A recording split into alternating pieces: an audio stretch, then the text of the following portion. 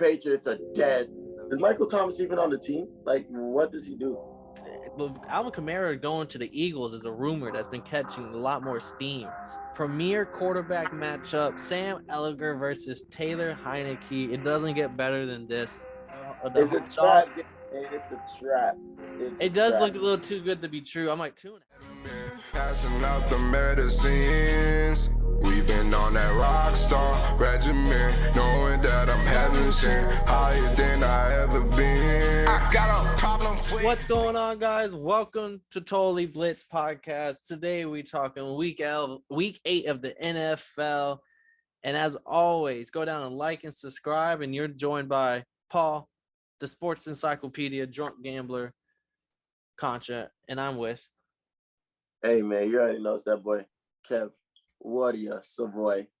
You know what I'm saying? With my star hat, man, and we can talk some motherfucking week 8 NFL predictions and picks, man. But yo, Thursday night. I'm not saying it was good, but I'm not saying it was bad. I'm just saying it was definitely some motherfucking football. It was some football. So how'd you feel about the Thursday night game? We had Bucs, the Bucs, the Ravens beating the booty Pirates. What was the score? 24, 27 to 18? 22-27. 22-27. So it was close game. Tom Brady, Giselle, divorced. But no, I'm saying, what else? What did you take away from this game? Just the Bucs. I switched my pick before the game too. I should have stayed with the Ravens, but I went with the Bucs, and it was all because me and my dad talked me back onto like, oh, Brady's gonna turn it around, even though I was done with them and the Packers and like some other teams. But I'm standing firm on the Bucs. They'll be a good team, but they're no longer this great team. Like, I don't think they're good, but they're better than some of these other teams I've seen, like the Broncos, some other teams that are on this, like they'll beat. And that division's still wide open technically, so they might squeak in, but they're not a playoff team. They're not turning it around. The O-line looked bad. Brady was running for some shit at one point, like, and their defense ain't doing shit. And Leonard Fournette, he's done. That boy didn't go out of bounds on a couple of those last drives. He dropped a couple of things. He missed a block. He got the false start that forced him to kick the field extra point instead of going for 2 on that last touchdown. Like, he did so many bad things, and he's not producing. He's done. Like I don't think his time is limited now, especially with that backup that's been doing pretty good. What shocks me about the Bucs is that defense hasn't turned up yet. Usually, I feel like if they were going to try to hit a turnaround and they're going to try to change their destiny, their defense, they usually goes through their defense. And with Todd Bowles as the head coach, I'm really thinking that that the defense would have been the priority. So to see that the defense really hasn't really looked quite, I wouldn't say lackluster, but they just haven't looked championship form, shows that this team, even if they were to try to make the turnaround, there's so many more teams that could beat them. Like, it doesn't matter. Yeah, and funny thing was Justin Tucker on the plane ride back, he was making fun of Russell Wilson, and because the story came out about Russell Wilson on the plane, because they're playing in London, the Broncos. Russell Wilson was doing high knees up and down the fucking alley or whatever, the walkway, while for the whole flight, working out for 4, doing all that shit he does pregame, but through the fucking walkway for that whole flight. And Justin Tucker, after the win on the flight, he's there like, what are you going to do? He says, well, I think Lamar is going to lead us in doing some stretches throughout the plane. Let's ride, Flock Nation. Complete Justin Tucker, dog certified. That's why he's the GOAT kicker. He's a Hall of Famer. You seen the warm-ups when they were showing like he was just kicking it he was hitting it from 70. From the 40 of his own side, bro. That blew from where motherfuckers are kicking off sometimes. That's insane. He's just hitting that bitch. Hit 2 of them things. 1 of 1. And Lamar Jackson holding up that sign that the fan had. The fan had to pay Lamar his money, and he took the sign, signed it, held it around a couple of times, and then gave it back. The price of the break. It went up after this game. It went up.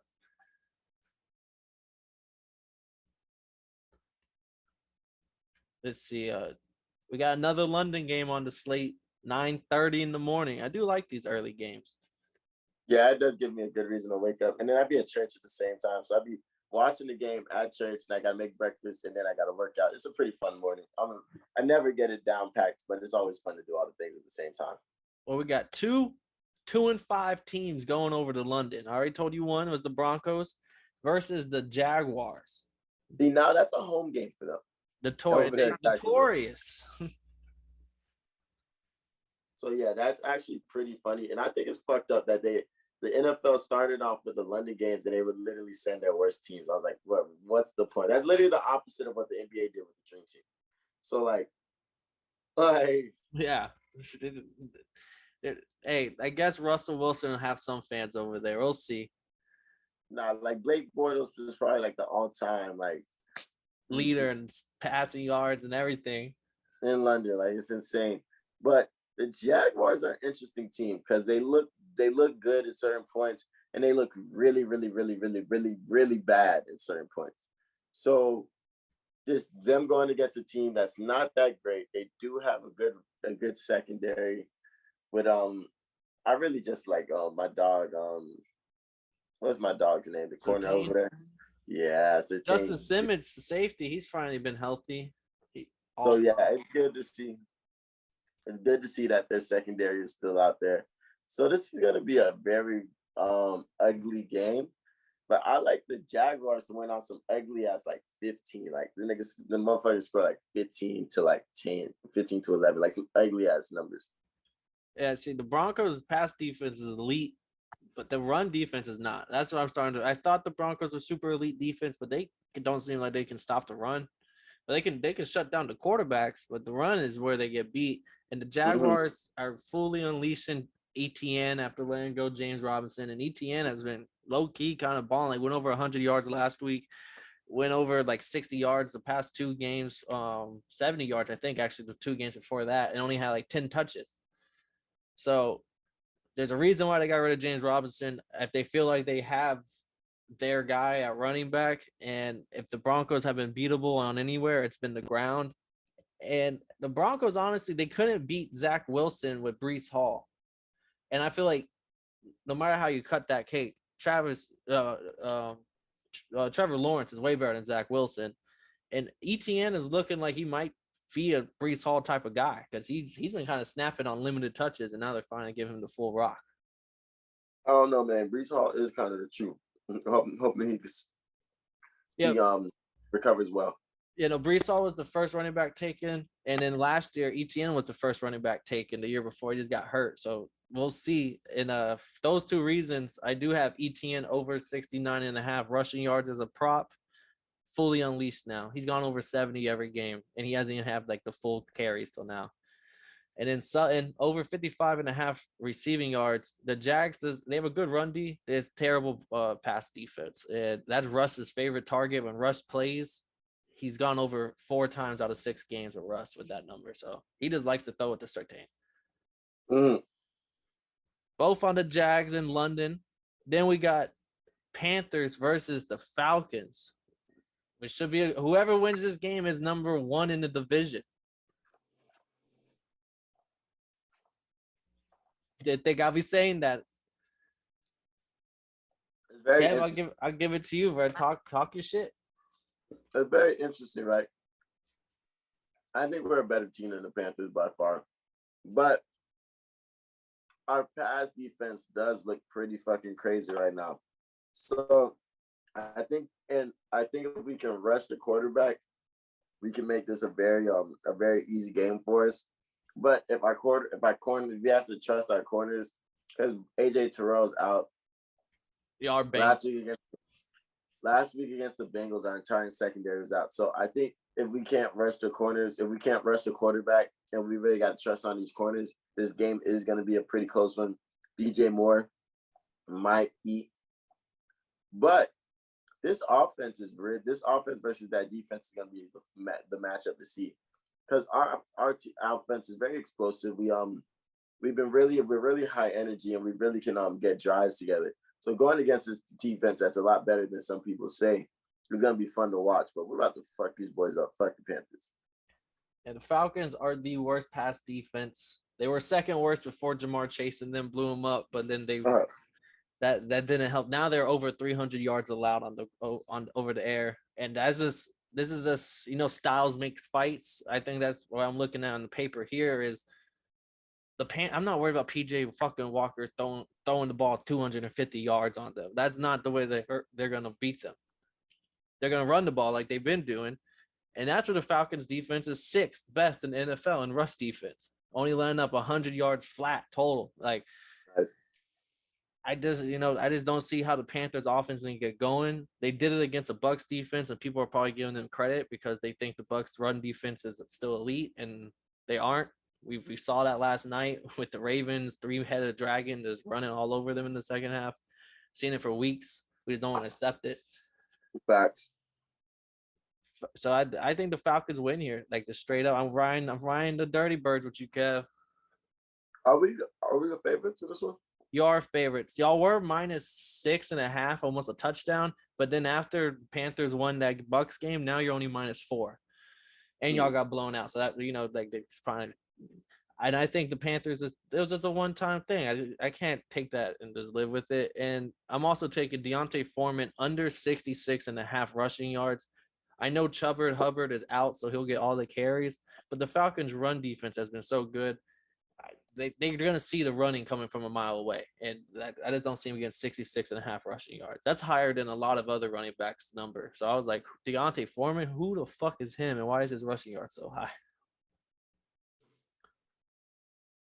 Next game, Cowboys versus the Bears. Cowboys, one of the biggest favorites on the slate, -10. No Zeke for the Cowboys, and Robert Quinn is going to be out. Oh, not out, but he got traded off the Bears. So kind of even. Do you think it's going to be close, or is the Cowboys just going to the Bears just beat the shit out of the Patriots. So do we expect another performance like that, or is this or is Dak and the Cowboys going to just put that shit to bed? So in the words of Pat McAfee, the Patriots are dead now. But I think this because they beat the Bears, they beat the Patriots. This game looks a lot closer than it's going to be. But we got to remember the Cowboys defense does play really, really very well against bad teams. So I'm expecting this to be another game where the Cowboys defense steps up, especially and they're not going to sleep on the Bears, especially after that win they got last week. But this is also a chance for Dak to show like, yo, I'm back. I'm healthy and I can run this offense. Cooper Rush, but I don't only think that they can win this game. I think Dak is going to show that like, okay, I'm back and I'm back healthy in this game. And really, I feel like Cooper Rush can win this game, like truthfully. Yeah, so the Bears have one of the worst rush defenses, but they have the third best pass defense. They only let up like 180 something yards, but I do think it's kind of I don't want to say just outliers because Rodgers, Kirk, and Davis Mills all had over 230 yards on them, all had decent games. But Bears' first game of the year was that monsoon game against Trey Lance. There was no passing yards. And then they held Daniel Jones to like 70 yards passing. So those two games, I think, is what's skewing them into the top 5 elite pass defense numbers. They would probably be more middle of the pack if they had like 2 normal weeks those weeks. So that I think Dak could have a big game. I think Tony Pollard's going to have a big game just because that rush defense is terrible. It's just I think this is the game where we're going to see the Cowboys look better. Everyone thought it was last week against the Lions. This is going to be the week where I feel like they might win like 27-10 or something. Something big. I really want to see Quinn's defense has for this. On to the next game on the slate. We have the Dolphins going up to Detroit to play the Lions. Dolphins are favored by 3.5. It's just a Tua factor. Like without Tua, I would come in probably not as confident, but with Tua, our offense it's always seems like it's running a lot better.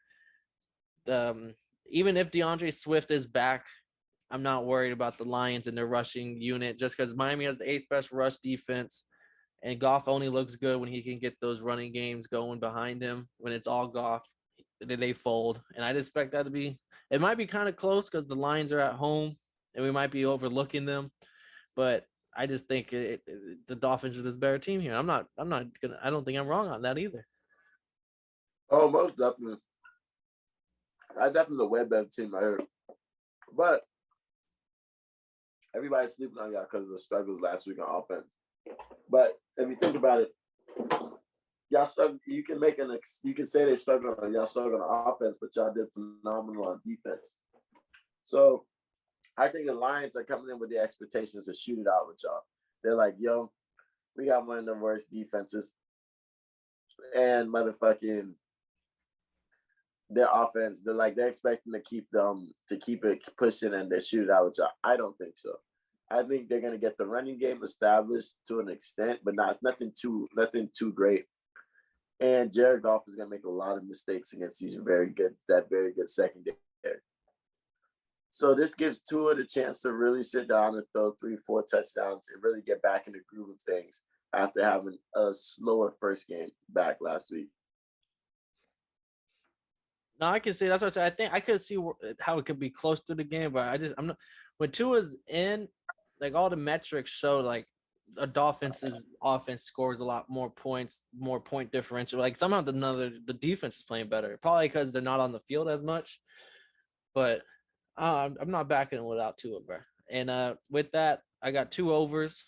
I got Waddle over 64.5 yards. Jeff Okudah has been great at stopping wide receiver ones. So I think Waddle being going to have the number 2 corner, I think he's going to get busy. And when Tua plays, he's gone 5 for 5 over. He's hit over 64 yards every time Tua's played. So that's an easy one for me. And then Mike Gesicki over 2.5 catches.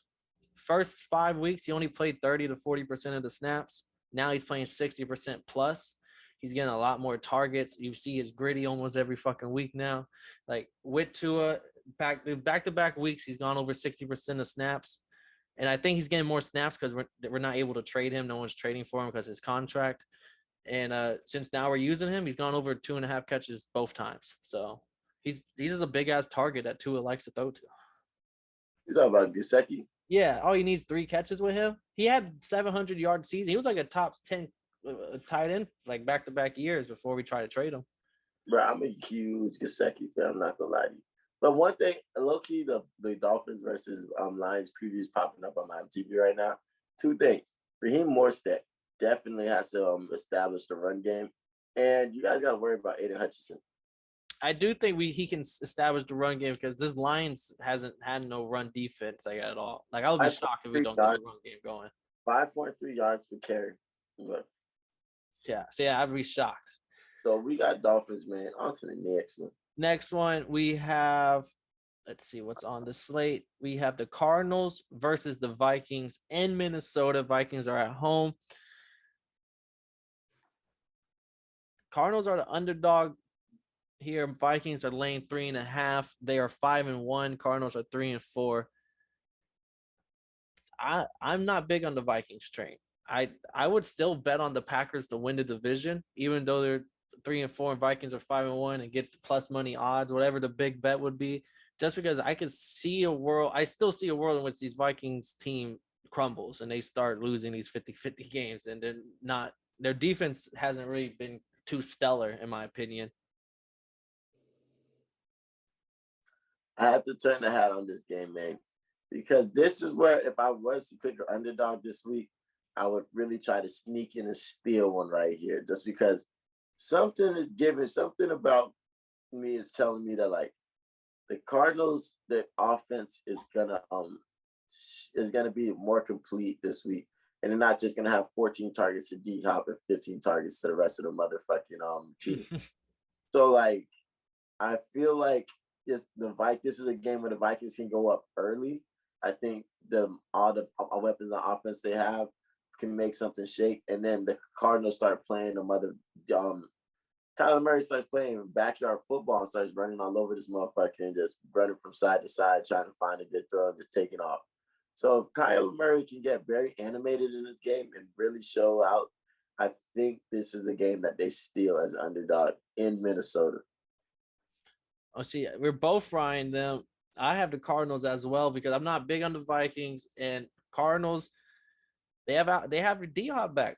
I will with D Hop. I will admit they are just a lot better team. Like anyway, and all the analytics show it, the numbers show it, anything show eye test shows it. They just are a better team. And Vikings, their bad defense can only be masked for so long. They have the fifth worst pass D.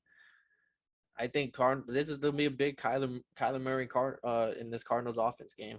They might win like another game where I could see them winning like 28-17. That's a big a big win. I have two props on this. Dalvin Cook under 77.5 yards. All right.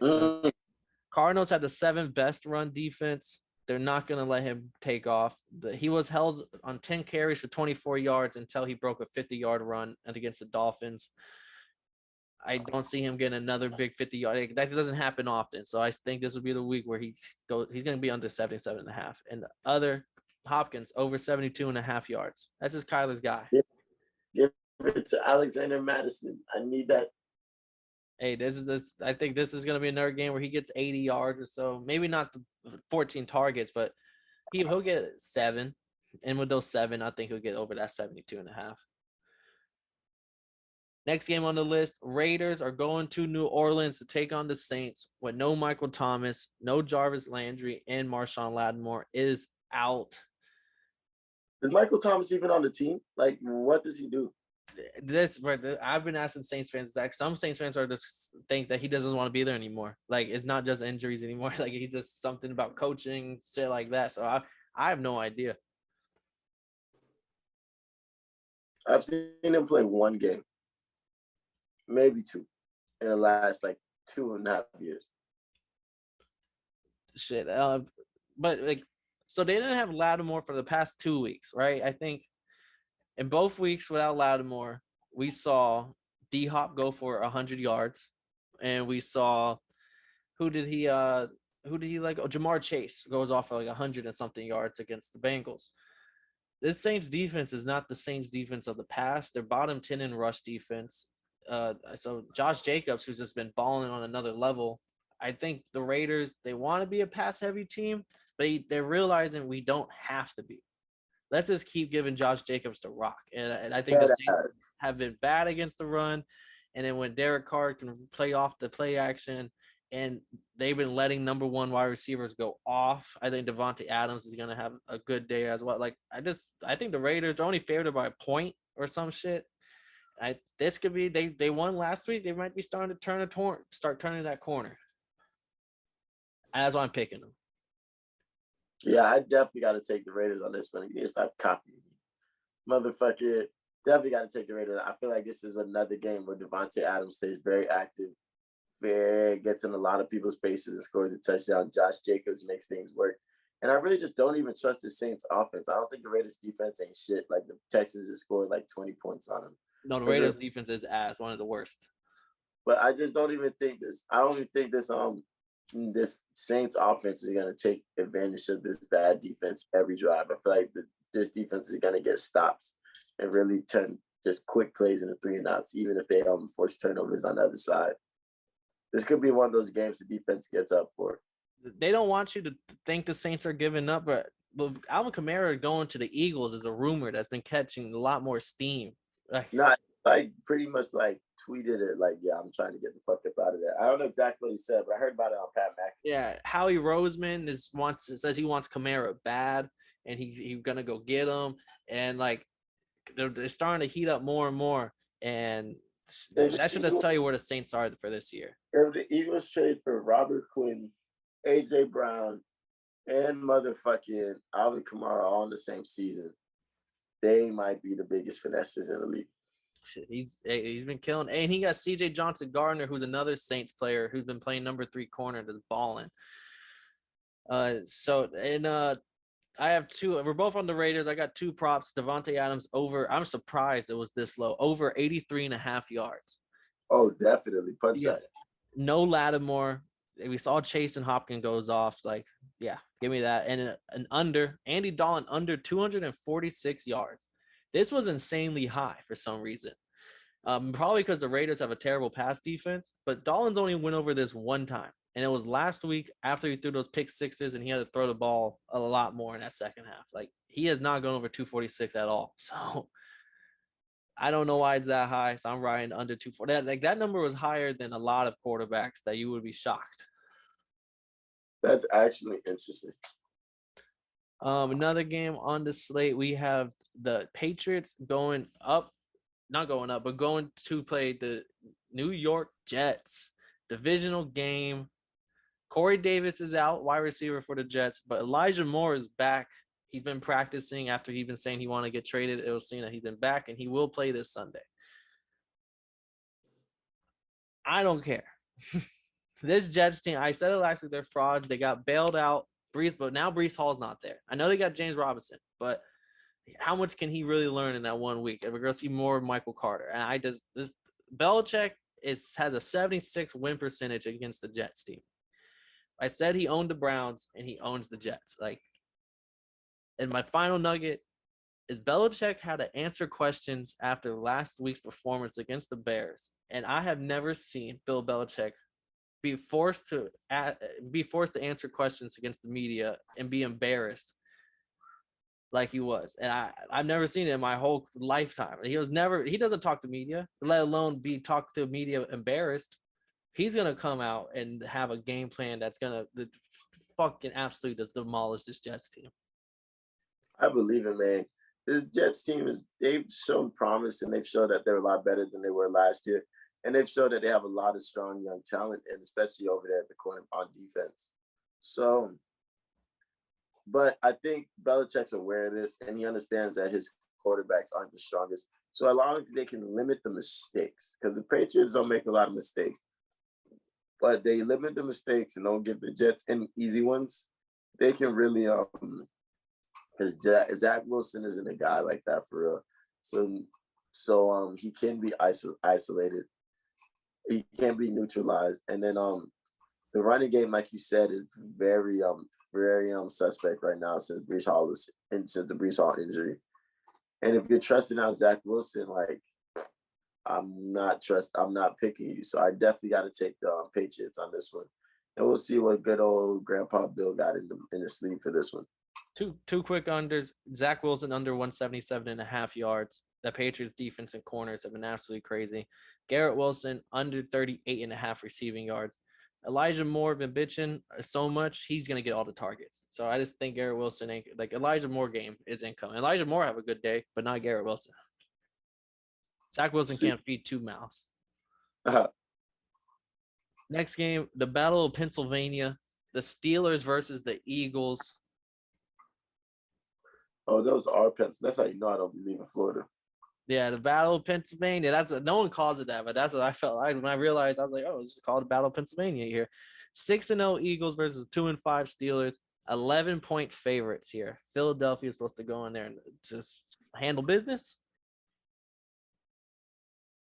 It looks like that. This looks like one of those trap games. You feel me?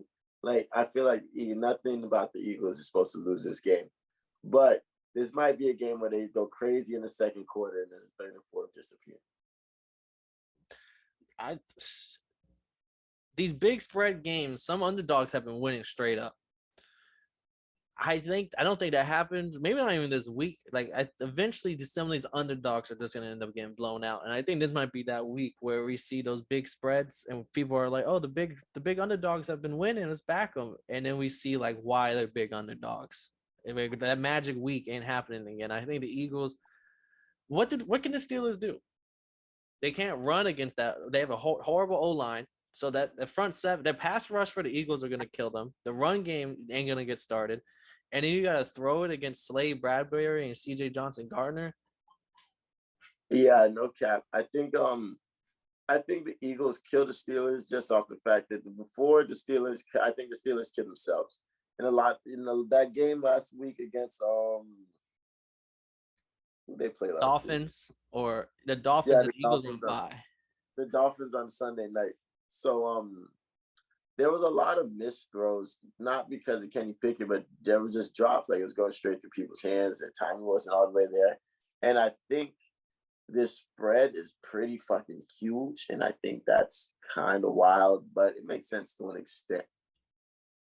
But I'm definitely taking the Eagles on this one. The Eagles are due for an L, but they don't think it comes right here, especially after the bye. They're feeling good. They got fresh legs. Yeah, and the Steelers have Clean been through. injury report for the first time. Yeah, and the Steelers motherfucking might. They've had some wars. They had to beat the Bucs, and then they lost to the Dolphins last week. So like, they're kind of in limbo right now. But the TJ Watt may play a little bit though. So I got two props. We're both on Eagles. I got Hurts over 230 passing yards. The Steelers are the fourth worst passing defense lineup, 275 per game. I think this is just where you see the Eagles just destroy them all over. And 230, I think Hurts can get. And then Pickett. Kenny Pickett over a half interception. He just likes to throw up some 50-50 passes. Like, people didn't like Trubisky's unwillingness to throw. Well, Pickett is willing to make those throws. And against Slay and Bradbury and CJ Johnson Gardner, especially if they're down by a lot early in the game and they're throwing the ball 40, 50 times, Pickett's going to throw up at least one duck to the Eagles. And them boys going to be right there to pick it up every time. Every time. Next game, we have the Titans versus the Texans. Titans are laying 2.5 points. They're going to Houston. Houston's the home underdog. Tannehill isn't going to play, most likely. He's most likely out, and we'll see Malik Willis come in with Tannehill's out with the ankle injury still. So that's probably why the line is so close. Otherwise, the Titans probably have a bigger spread. I don't care. This is the Malik Willis playing. Okay. Just give me the over on the Henry's carries, which are 22.5, and give me the over on his 99.5 rushing yards. Titans are just going to run the ball probably 40 fucking times. And Malik Willis is athletic. Who knows? Maybe we'll see some like Lamar Jackson type packages where like Malik Willis is running the ball and then pitches. Like they're just going to run the ball. And the Texans are the worst run defense. 164 yards per game given up. 164 yards per game. We saw what Josh Jacobs did last week. Like, Derrick Henry's just going to fucking win this himself. This is another trap game, dog. I really feel like that. I feel like the favorites look so favorable this week. There's going to be a lot of like stupid L's. And like, I think this is the one right there. And if the rush defense wasn't so terrible, I would really pick this team because I feel like I don't know what Malik Willis has. And first ever NFL start does scare me. And this is against Lovie Smith. And I really feel like he could really bring in some pressure and really make him uncomfortable. But their rush defense is fucking atrocious. And if Derrick Henry has 40 carries, it's going to be fucking, it doesn't matter. You're not going to want to tackle him by carry number 28. Yeah. Another thing that kind of, I almost picked Texans because I don't have many underdogs apparently, but was because the Raiders have one of the worst pass defenses. And we saw the Texans look good for about 3 quarters and keep the game real close. Like they probably maybe could have won that game before that pick 6 in the fourth quarter. Then it all went to shit. The Titans don't really have a better pass defense. They're just as bad as the Raiders, if not worse. So maybe Davis Mills looks decent, and then they're forced to throw the ball. And if that happens, then I'm shit out of luck. But I just don't see that. I don't see it happen. I just see if the Titans is running 40 times, scoring 21 points at halftime, and maybe not scoring again. But that'd be enough. That 21 would be enough at half. Man, I'm taking the Texans. I don't got no dogs. I'm taking the Texans on this one. Shaking the tech. You taking the it's a trap game. It's a trap. It does look a little too good to be true. I'm like 2.5 with this Titans. Yeah, it's a trap game. It's a trap. I'm not gonna lie to you. It's a trap. Let me see. We have the Commanders versus the Colts premier quarterback matchup. Sam Ehlinger versus Taylor Heineke. It doesn't get better than this. Hey, bro, this is the NFL level competition. You might be the worst person to have ever been born. I hate you. Hey, bro, this is what you pay the big bucks for. This is going on the big screen. I'm highly upset. I'm mad that you took the time. I don't like you. Sam Ehlinger? Do you know he was not? CBS Sports put out 32, ranking the 32 quarterbacks starting right now. They had Ehlinger at 31. 6th round pick last year. Like, he's not even a new fresh blood. His last year's 6th-round pick, been on the bench, never started, never played, and he's ranked 31st. And they have Andy Dalton at 32. That was just complete disrespectful to me, bro. That was just like, I know Dalton played bad last week, but God damn, bro. That's fucked up.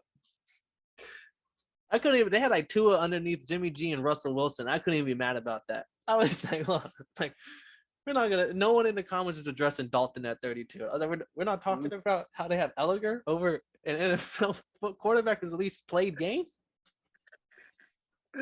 Oh my God, that's disrespectful. But onto the game, motherfucking. This is interesting because I definitely got Heineke after their win last week. Maybe they could string something else along. But what's up with the defense? I think the Colts defense is still missing Shaq Leonard probably. Still up in the air. So motherfucking, how do you see the Colts? How do you see who I'm just going with who has the better defense. Both quarterbacks are about the same to me right now, and like at least the Colts have the sixth best pass defense, and maybe they can. Maybe I can't even see Jonathan Taylor gets going because their offensive line is just that bad. I don't even think it's Taylor's fault. I think it's the O-line's fault on top of everything. It is that bad. They can't protect. They can't block. They can't maul to get the run game going. They just been bad. Like so. I'm not betting on this game. I got to make a pick for the show, but this is not a game that I'm like, yeah, I can't wait to bet this game this week. Like, no, I'm taking the Colts purely because I think they have the better defense. Nice, and I'm definitely taking the Commanders on this one. Let's go. Hey, I wouldn't be shocked. I would not be shocked. At least Heineke has NFL experience. Hey, I'm telling you, the Colts burn me every week though, so it might just be another week where they burn me. 49ers versus the Rams in LA, but it's going to probably be filled with 49ers fans, to be honest. No one's favorited it. It's a pick 'em. No Debo, so that is big for the 49ers. T.I. has 24 hours to tell T.I. he has 24 hours to respond. All right, but I got him on the line. I'm sending him a clip right now. I'm telling you, man. But now I have to turn the hat sideways on these motherfuckers because, boy, this game is going to be interesting. What time does this game come on? 4:25. And it's where? This is in LA, but 49ers, San Francisco is just an hour drive away, and their fans are diehards. Nah, no cap. I mean, I don't really think LA has home games for real. Like, them boys come to see the other teams a lot of the times. So this comes back down to McVay. Shanahan owns McVay. McVay owns Carroll. Whatever it is. This is just how this division goes. And last time they played, they fucking killed Matthew Stafford. Got 7 sacks. Like, they're going crazy. I don't think McVay lets this shit happen again. But this team isn't good, and their O-line is still having the same exact problems they were having back then. So like. It's a big deal that the 49ers don't have Debo, but like if Christian McCaffrey can get shit cracking this week, you go, gee, that's a good supplement for missing such an important piece to your offense. But like, I don't know, Powell, because I really want to pick the 49ers just because, but like maybe the Rams have something secretive in the tank. Shanahan owns McVay, straight up, simple as that. And the Rams lost another member of the O-line in the last week. So their O-line even got worse since the last meeting they saw the 49ers. Joey Bosa's getting more healthy since that groin injury he suffered. So I know Debo's out, but CMC, when he played them with just the Panthers, when he was literally with PJ Walker at quarterback, they were up 10-7 at halftime before the Rams won. And McCaffrey ended the game with like 60 rushing yards and like 80 receiving yards. Like he had a good day when it was just him of the offense. Now when he's on the 49ers, I expect him to have a big game. I expect him to do what Debo does. He probably have like 80 receiving yards, 70 rushing yards. The Kittle, like this 49ers team is just way better all around. And the Rams O-line is just it's the worst. It's up there with the Colts as the worst O-line in football. tragic, and they throw the most picks. They hit that. I think Matthew Stafford and Matt Ryan retired. Yeah, and one of them just got benched. That's insane. Yeah, both on 49ers, I'm guessing. Let's see. Next game, Giants versus the Seahawks. This is gonna be a fun game. Now, this one right here is gonna be a good one. DK and Lockett are questionable. I would not be shocked if DK doesn't play. He has a knee injury, and Lockett, I'm not too sure if he's gonna play either. I need to make sure I read this right. What's the line on this one? The Giants are underdogs to the Seahawks. The Seahawks are 3-point favorites at home. Insane. I No just wanted to make respect. that right. The 5-1, the 6-1 Giants. Soak that in. Mm-hmm. Hey, How do you see this game going though? Saquon? Is Saquon hey, going? you asked last week if the Seahawks have ever been favored in a game, and we weren't sure. But I guess this week they are. We know for a fact they are favored this week. This is gonna be a shootout. Not even a shootout. There's a lot of points. Like the Seahawks are the 4th worst run defense. Barkley's gonna have a great game, and the Giants are the 5th worst run defense. So Kenneth Walker's gonna have a great game, and Geno and Daniel Jones are just gonna do what they've been doing. So this game, honestly, it might come down to who has the ball the last 2 minutes. I don't have many dogs, so I gotta go Giants. Gotta go Giants on this one. Danny Wheels is gonna do something different on this game.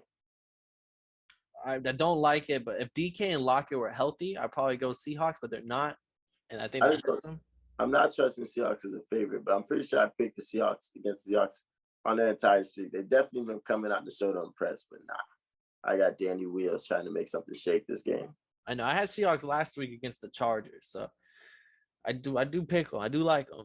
I do have 2 props here. Barkley over 81.5 rushing yards. 81 I felt like was low. I feel like Barkley is going to, against the 4th worst run defense, like Barkley's going to get the ball. And then Daniel Jones over 37.5 rushing yards. Seahawks secondary has been kind of balling. I don't think there'll be a lot of open receivers, so I feel like he's going to have to use his legs. And I forgot to say this one, but this is an automatic play. Matt Stafford over a half interception against the 49ers. Go hammer that one. That one, he did it last time. He does it weekly. Go make the money. Is it always a half? Does nobody ever think like, yeah, you could probably start charging 1.5 for this league? Well, because the line will move. So if some quarterbacks will be minus 10, like 100, like there's a 10 bet 10 to win 10. But then as they throw more, it starts going to like 180, minus 200. So if you can still get it within the minus 100 range, it's free money. Nice.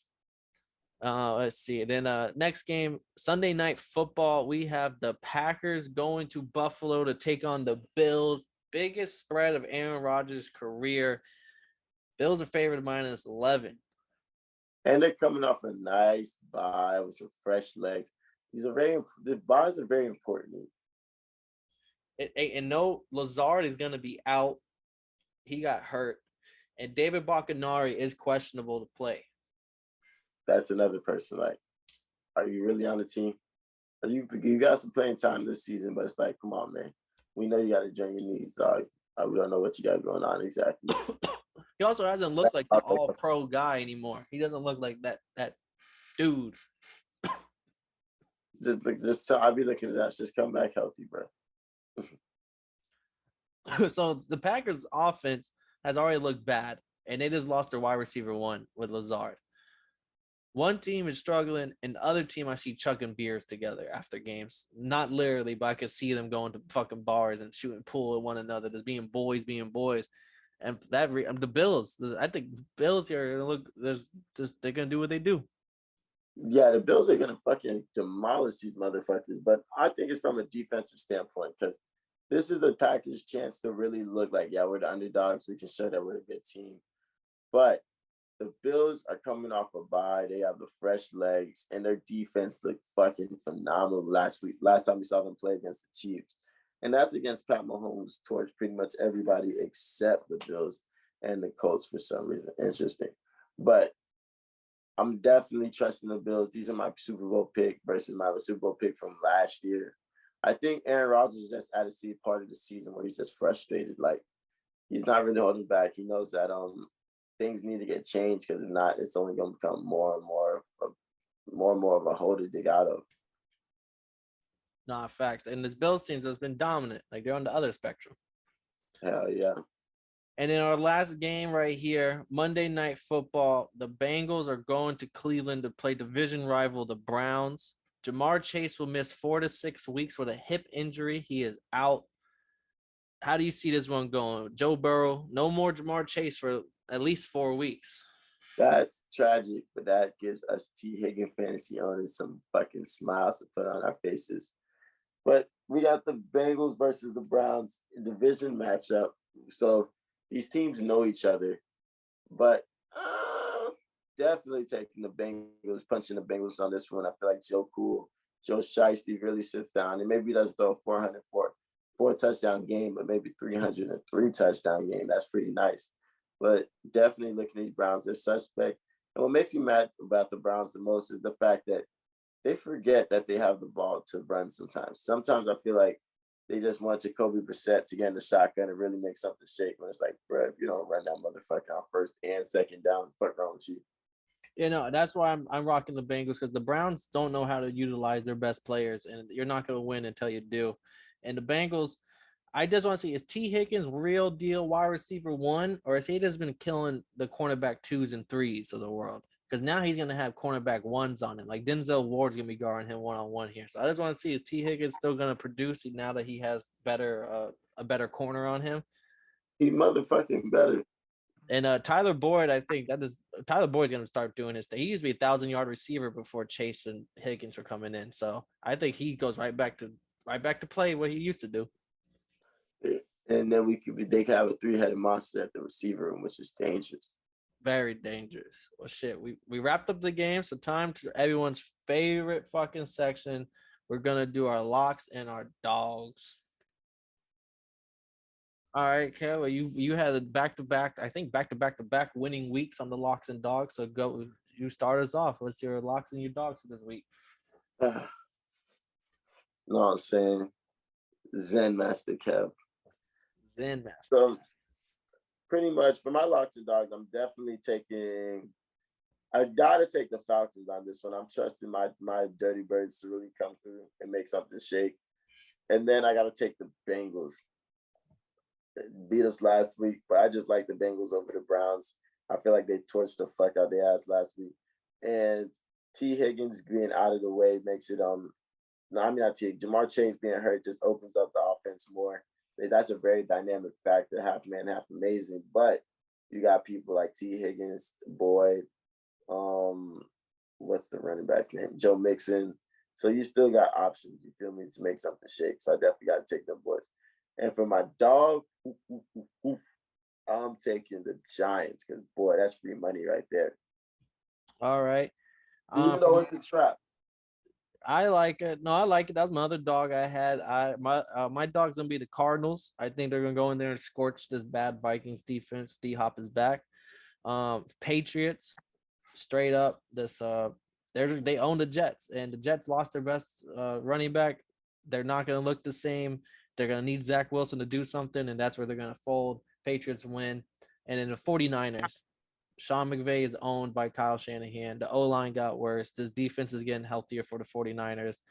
And CMC is going to do what Debo did. We don't need Debo there.